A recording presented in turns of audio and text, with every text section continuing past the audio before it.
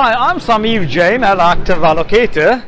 We monitor and interpret market events so that we can give you better insights into asset allocation and portfolio construction. And what better a place to discuss Brexit than the London School of Economics. So I'm going to share with you some things that I've stumbled upon during the course of the past few days here.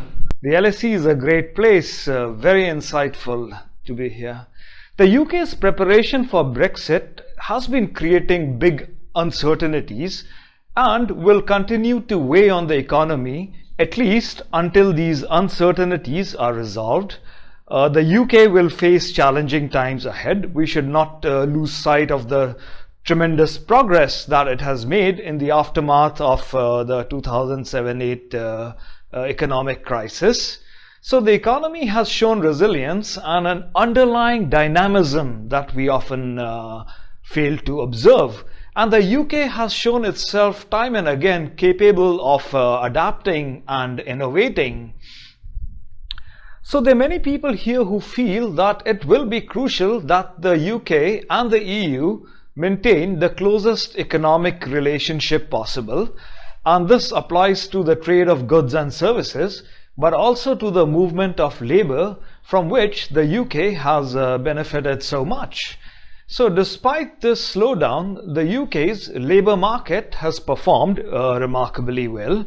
Unemployment is now lower than ever before. The employment rate, in fact, is the highest on record. Real wages, however, are on a downward trend.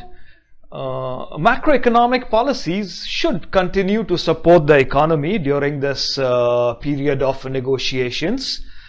And so far it seems, at least according to experts here, that monetary and fiscal policies have done a reasonably good job in countering headwinds.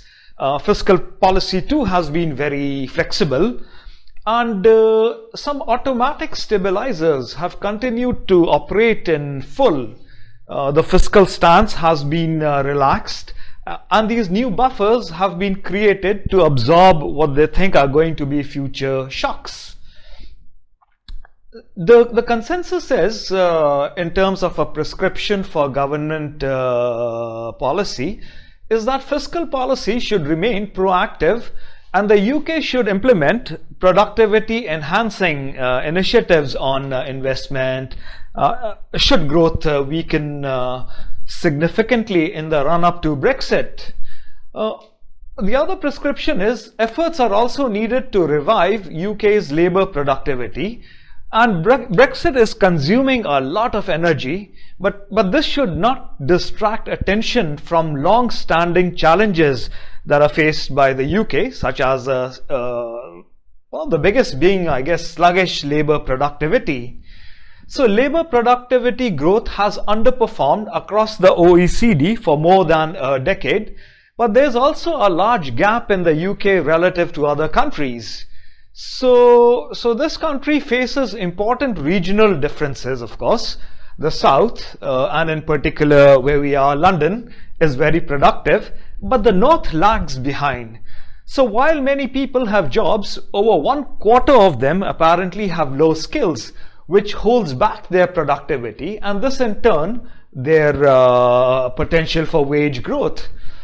The government is working to develop a modern industrial strategy, at least according to the experts here at the LSE, and this is timely and it should help tackle the north-south productivity divide. They're also figuring out ways of boosting local and regional transport infrastructure, research and development, housing and skills development. I also think that devolution will continue to play a role in tailoring policies and creating economic hubs. All of these are going to be useful as the next step after Brexit. So a lot of stuff happening here at the LSE, great place, and I'll keep you posted with my takeaways. Thank you so much for listening in. Bye bye.